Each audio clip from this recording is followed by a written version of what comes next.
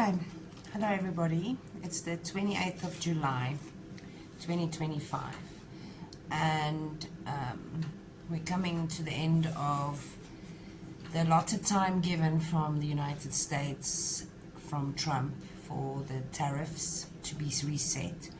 So it's a 30% tariff increase with, if you include it with the BRICS nations, it's an add-on of another 10%.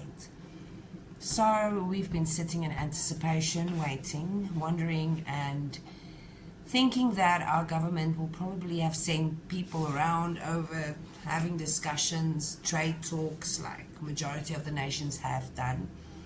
And each country seems to have played it in such a way, not played it, but it's politics, to actually enter into trade agreements, actually barter for a better trade. What can you give me? What can I get from you? It seems like the top point of priority for trade for the Americans at this stage is raging of war. So if you are entering in some type of war or anything like that, then the US will probably not trade, or then your tariffs will just be increased. Now, saying that, and off the back of that, we are being fed some very different narrative in South Africa, especially lulling. It's like a lullaby. It's lulling the masses into thinking that we are, I would say, safe. Companies, businesses are safe. So this is ANC ploy, and they've been doing this for years. I mean, they're the masters of this type of form of manipulation. It's a sleight of hand. It's in your face, speaking nicely, getting on very well, and then yet again, the underhand dealings that will be done on the sidelines and the type of connections that's built through the years is in conflicting to what was said to the West and the arrangements that's made generally. Now, both sides, I mean, even for the parties that maybe don't deal with America, then the South African government has kept that very quiet. So they've been taking deals from many places. And so this week, when the tariffs will be will come into working, the 1st of August, so we're on the 28th of July, and we had a freedom movement summit in South Africa. Now, it sounds great because the freedom movement, and it's for everybody and all these kind of things, as we would think, a freedom movement, especially words connected to this. Now, this is another thing. Words in South Africa means a lot of things, and generally it's trying to lull into space of safety and lull the people into a space of trust. So a lot of these big words usually get used to seem either academic or they know what they're doing. Black excellence was one of the main words also that was used. So now we've got the freedom movement yet again popping up. Well, every year they probably have their little meeting, and the freedom movement is a bunch of government officials. The GNU was involved, and there's a lot of the Communist Party, MK has been involved, so everybody's in this. But then there was people invited. Now, I'm not going to mention them all, but there is quite a few that I want to mention that is specifically communist. It's in their name. They are from the freedom movement countries, and on the back or ahead of the trade tariff setting in, I don't think the ANC needs to or would have really gone over to America to actually have these discussions, because they will answer Trump in a very different way. So something like this, a summit, stating exactly the alliances they are forming and the lack of wanting to work with the West, the colonizers. So now we've got CPC, It's a Communist Party of China that was at the summit. They are still here. They're braaiing with their cadres and their boys. A lovely party for all these parties. Polisario Front, that is from Sharawi Republic. Sharawi Republic, never heard of. It seems to be like, I will get further down and then you'll understand why I'm saying it's kind of a new name. Fatah from Palestine. Now Fatah has been involved in freedom movements and liberation, I'm sure you know, or if you don't know, go and look into it. The main three ways of liberating a nation is terrorist guerrilla movements, terrorism, and then eventually using the bodies of humans, people, to actually liberate the people. So an actual civil type of war. And then there we've got the National and the Liberation Front from Algeria, United Russia, that's all they were called, from Russia. So I don't know if they had a communist party rocking up as such, if they're not fully communist. Botswana National Front, Sandinista National Liberal Liberation, it's for Nicaragua. Pan-African Congress of Azania, that also doesn't really exist, the name, but okay, it's PAC, PAC, from South Africa. So it seems like lines have been drawn in the sand, and where the trade and the West and basically the United Nations has been fed a bunch of lies, I would say. European Union,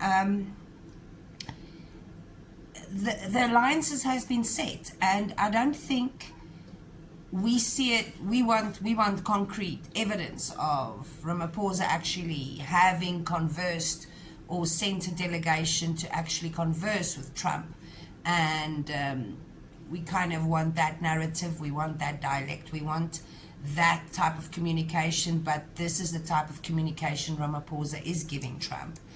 And it's just going to be like dom as strand, and I've said this before, it's hard-headedly, on purposely, not communicating, and then also, in actual fact, showing the world with actions. Because in Africa, words mean nothing. Well, words mean... Words are supposed to mean something when you actually use these words. You must actually know what you are saying. But it does mean something in the sense that it's there to lull the people into a false sense of security. Yet the actions is an absolute direct opposite of what the words are. So, yeah, we are being gaslit, for sure. But the thing is, we are in South Africa. I do feel the world's a bit of a shock, so the world are still being kind of gaslit, but we are stuck inside. So when we look at the world from the outside and know how the majority of African, and it sounds horrible saying this, I mean, it's not majority of African, this is South African politics, how they deal with the world, it's giving this false sense of peace and supporting peace, but it's actual everything absolutely opposite from that. They are still a terrorist movement. They are a communist party. The MK is part of the ANC, as is the FF. It's like conglomerates of this three parties. So we've got the money, we've got the old age pensioners that I call that the MK, Mkhonto Sizwe, and then the EFF. The freedom, I don't even know, EFF of Malema is the youth. So back in the day, I think it was about 2008, around there, about 2010, Malema started the FF because at that stage, when we were studying, they were losing the youth because the youth were actually mixing. So it was about 10, 15 years after the apartheid regime actually was ended. So the younger people were starting to actually mix. And if you find us mixing, it's great. At university level, there was lots of conversations. We were actually, for the first time, because at school level, we didn't integrate. And I was saying this to somebody else the other day. My son was doing history, and we were talking about that time. And I pulled up a lot of videos because the world has been pushed on this apartheid thing. I mean, they've been having music festivals since the 1980s against apartheid and how it was fought. And I showed my son. And then we were talking about the children from that age. And we were very much kept apart. I mean, this is the thing. You were not seeing each other unless you went to like a rural town, not even a rural town, but maybe a farm or a homestead. That's when you got to actually mingle and mix with a lot of the black kids. And I was wondering why. And because there was no schools in these other areas. So we didn't mix. And then your mom was working in that town, so you were brought up by your grandmother because the school was close by. So it's horrible. It's horrible. Apartheid was absolutely horrible, especially with the trauma that was left. So if you look at Malema, I do see a young man, young boy of that era that probably was not raised by his mom, and something was stolen, and it was very, very finely tuned. So trying to actually get rid of that kind of idea, it's the trauma is quite deep seated when your mom is not with you, and then your mom, the love she was prepared to give you and she had for you, she walked into a white household and she was giving it to those kids. That's very traumatizing. And yeah, I was raised by a Zulu mama, and I knew her kids also. So that doesn't mean anything. It is what it was, and it was what it was. My point is that it's not going to end for another 30 years till that generation is non-existent anymore. And the problem is what's happening now, it's transferring these type of traumas oppositely. So it's this kind of pendulum swinging to the extreme opposite ends. We don't have a middle ground. Now, Africa is Africa. It is dangerous. It's always been dangerous. We've got extreme situations, extreme type of animals, extreme type of politics, extreme type of race issues.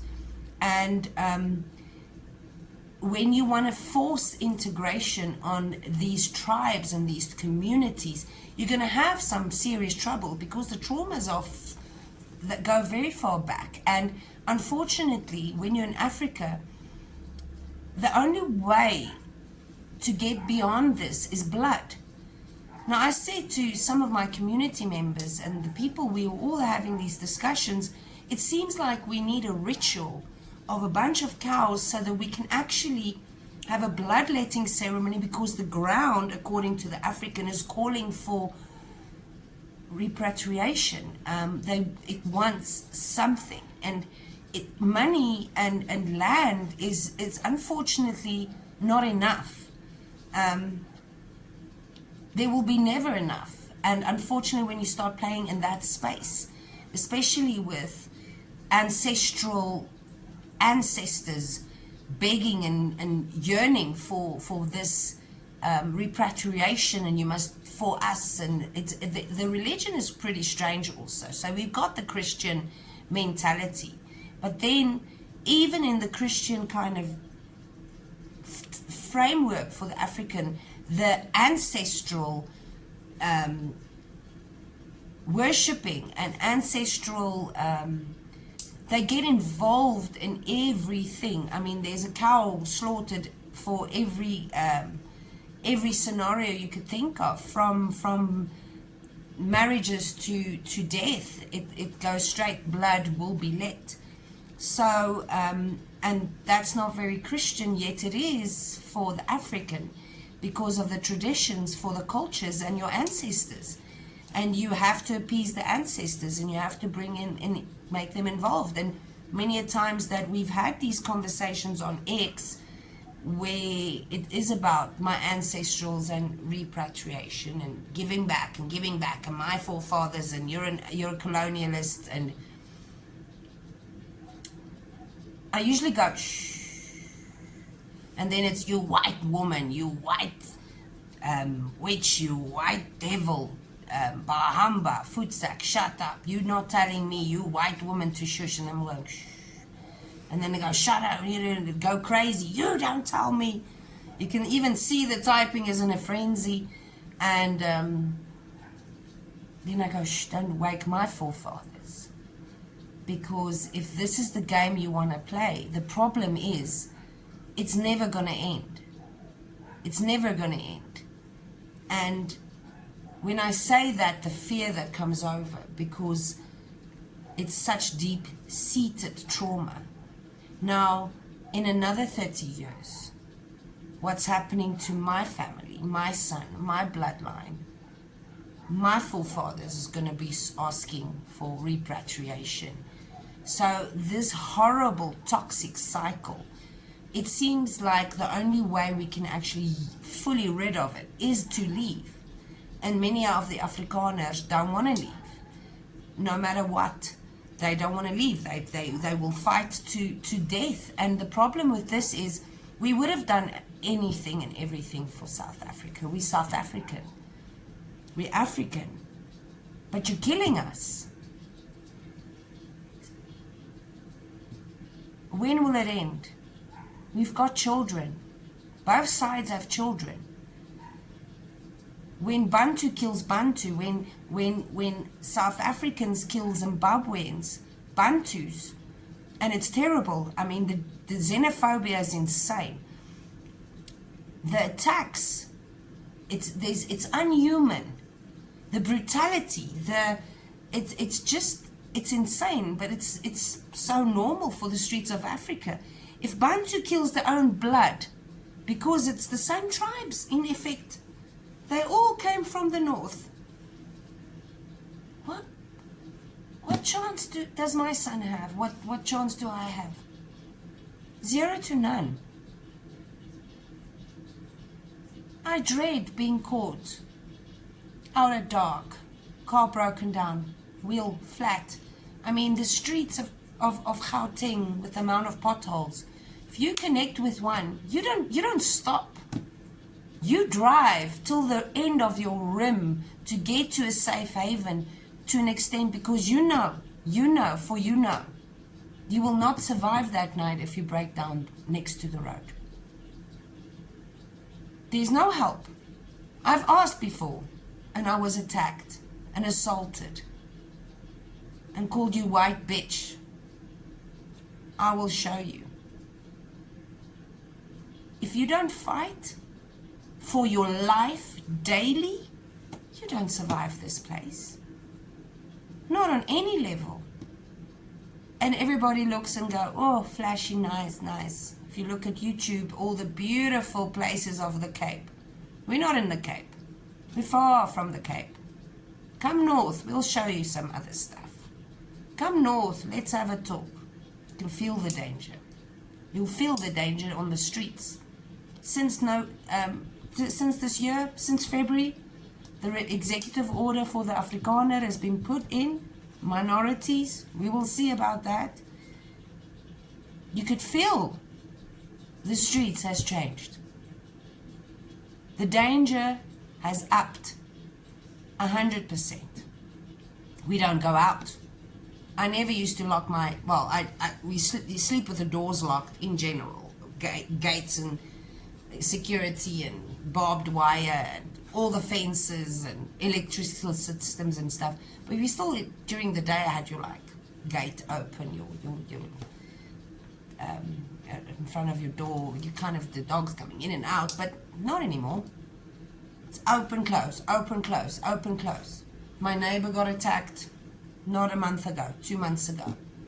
Somebody followed her in through that and actually parked her in the garage to steal a ring, to attack her into her house and everything for costume jewelry. Costume jewelry. We can't wear jewelry. Now and then we don't wear our jewels. So majority of foreigners coming to Gauteng, just be absolutely super vigilant. This is not a joke. You will be attacked. You will, if they find out, you will be attacked. You will be taken to have your cards drawn flat, and then also probably kept in so that you can actually be extorted. It's extreme. Our children is in danger. Everybody's in danger.